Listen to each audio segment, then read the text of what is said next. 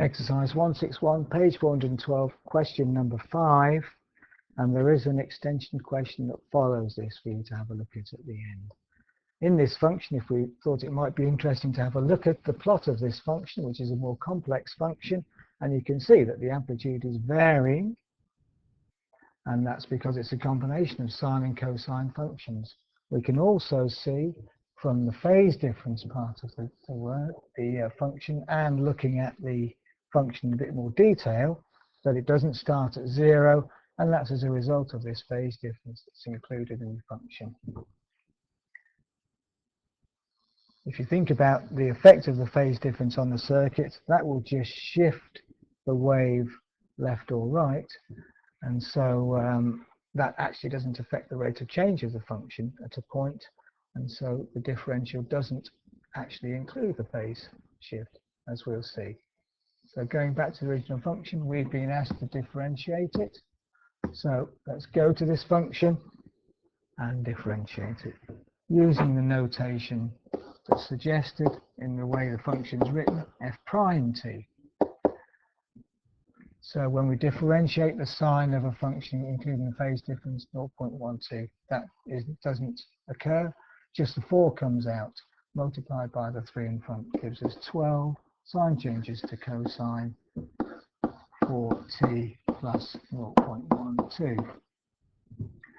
Cos changes to minus sine, so minus cos changes to plus sine, so this gives us plus. Again, the 3 comes out, 3 times 2 is 6 sine 3t minus 0.72. Now have a look at the extension question that follows on the next page. So here this extension question is about the current in a circuit, flowing in a circuit, and you can see that there's a phase difference involved, as there was in the previous question here.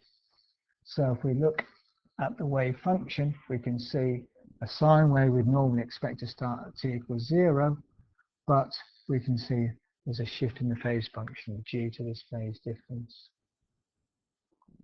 It's in fact started earlier, so the wave appears to have shifted a bit to the right.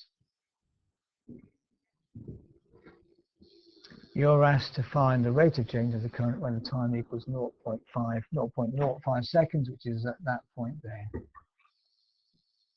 So have a go, and the answer follows.